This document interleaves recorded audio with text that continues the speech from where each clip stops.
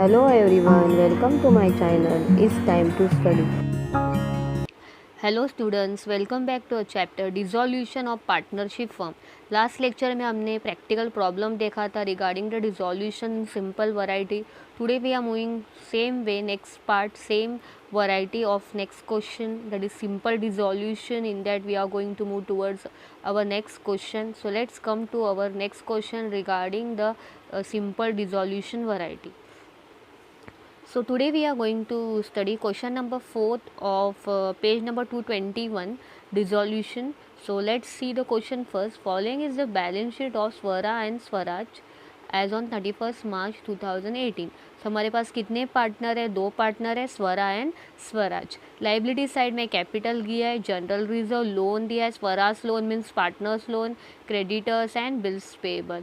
और asset side में हमारे पास है furniture, patent, goodwill, debtors and RDD minus करके stock, bank. So last line read करो, हमें क्या बनाना है? लेजर बनाना है। सो we have to first prepare realisation account, second we have to prepare partners capital account, third bank account and loan not given but still partner का loan अगर question में आया है स्वरा तो भी हमें वर्किंग नोट में लोन बनाना है। तो इस तरह से हमारे कितने लेजर्स रेडी करना है? टोटल 4।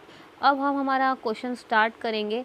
सबसे पहले हम कैपिटल का बैलेंस ट्रांसफ़र करेंगे पार्टनर के क्रेडिट में by balance brought down. Question में लाइबिलिटी में दिया है capital, Swara 6000 and Swaraj 5000। So first will transfer the balance of capital, capital credit side. उसके बाद बैंक का बैलेंस, बैंक असेट्स होता है तो बैंक के डेबिट में, क्वेश्चन देखो असेट्स में बैंक आया है 1200, सो बैंक के डेबिट में 1200।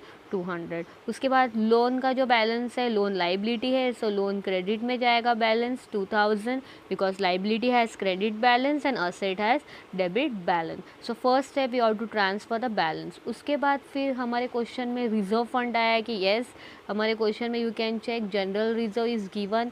सो अगर जनरल रिजर्व देंगे लाइबिलिटी साइड इट इज़, तो हमें कहाँ एंट्री करनी है?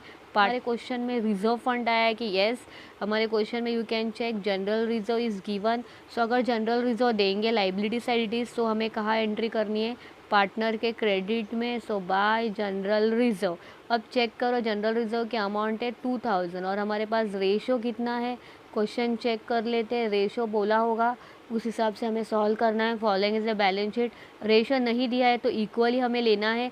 सो 2000 के 2 पार्ट्स करेंगे। So first partner 1000 and second partner also 1000 general reserve, that is 2000 में से हाफ ऑफ ईच 1000। रेशो देते तो हम रेशो में डिस्ट्रीब्यूट करते, रेशो नहीं है तो इक्वल रेशो। उसके बाद हम फिर हमारी एंट्री करते असेट्स ट्रांसफ़र की। रियलाइजेशन अकाउंट के डेबिट साइड हम सारे असेट्स ट्रांसफ़र करेंगे।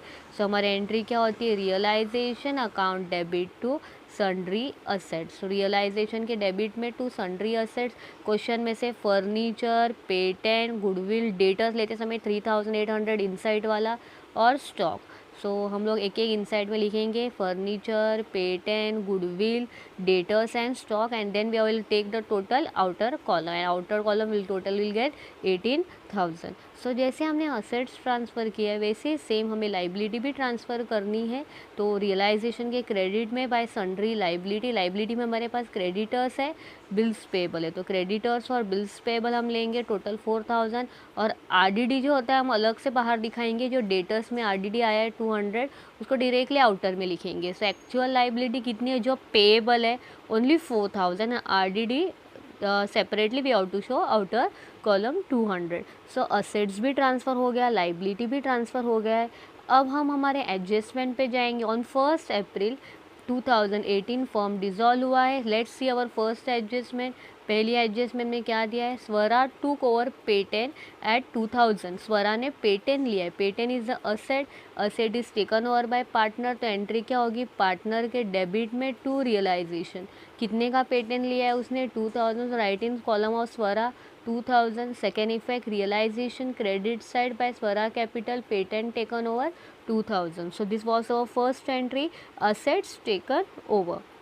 उसके बाद हमारे पास next, now check adjustment number second will read assets वे realise furniture, goodwill, stock, debtor. Realise means sold. अगर कोई असेट सोल्ड होगा so cash will come in. So entry क्या होगी? Bank account debit to realisation, bracket में assets realise, bank में debit में आएगा, रियलाइजेशन के क्रेडिट में बाय बैंक, और रियलाइजेशन में internally we have to mention furniture 7,000, goodwill 3,000, stock 4,000 और डेटर्स 3, और इसकी पूरी टोटल कितनी आएगी आउटर कॉलम में, टोटल लेना है हमें आउटर में, टेक द टोटल 17,000। दूसरा इफेक्ट यहीं पे बैंक में हम इफेक्ट देंगे 17,000 का।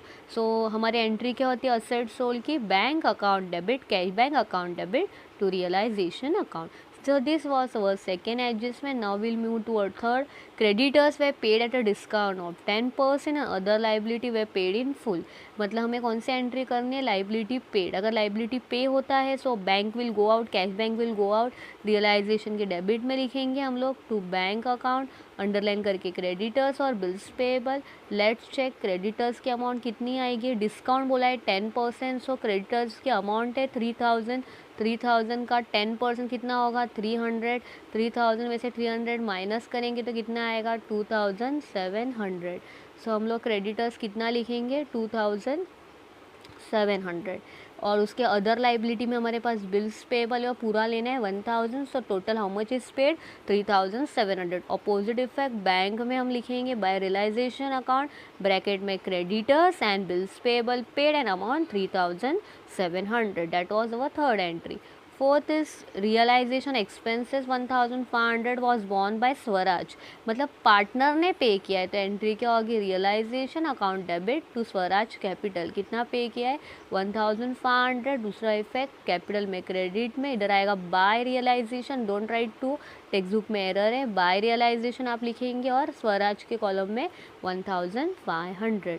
सो इस तरह से हमें एंट्री करनी है। अब हमारे पास जो लोन का लेजर था वो लोन को हमें नहीं भी बोला तो भी हमें पे करना ही है, सो लोन के डेबिट में लिखेंगे टू बैंक अकाउंट पूरा 2,000, सो लोन हमें पे करना है, लोन डेबिट टू बैंक और bank credit side bye Swaraj loan 2,000, सो लोन क्लोज हो गया, 2,000 पे हो गया लोन, सो बैंक में भी हमने इफेक्ट कर दिया। अब हमारे सभी एडजस्टमेंट्स कंप्लीट हो चुके हैं।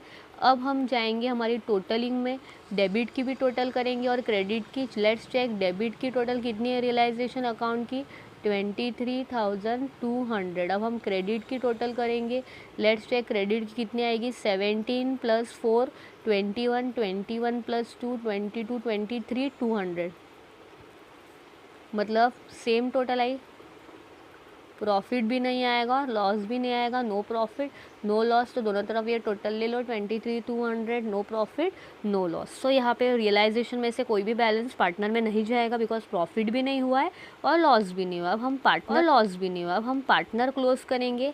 पहले स्वरा की क्रेडिट की टोटल करो 7,000, so right both the side Swaraj credit total, so Swaraj credit total is 7,000, right both the side 7 में से 2 माइनस करेंगे तो आंसर कितना मिलेगा 5,000 to bank. Same rule for Swaraj credit की टोटल 5 + 1 6, 6 + 1 7,500, सो क्रेडिट की टोटल 7,500 और डेबिट में माइनस करने कुछ भी नहीं है तो यही बैलेंस आएगा 7,500।